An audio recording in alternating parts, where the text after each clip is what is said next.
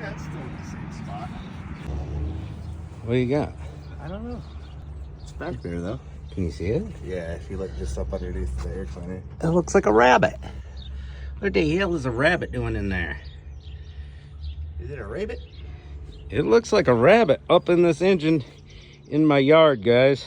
It looks like a rabbit, doesn't it? Well, if he started up, it'll probably come running out. Let's see if we can't get it startled.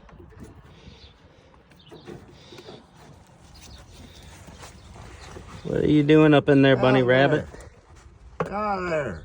Get out of there, bunny rabbit. Get out of there. There he goes. And he's gone. Where's he at?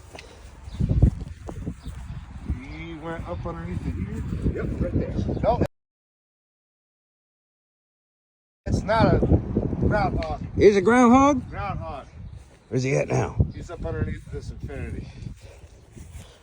Who would have thunk groundhogs liked hanging out in engine bays? By the way, if anybody can find me a hydro boost for a 75 with a 350 Chevy Van 30, let me know in the comments or message me. I need one of these. Can't find it anywhere. Or any rebuilders in southern Michigan. Appreciate it.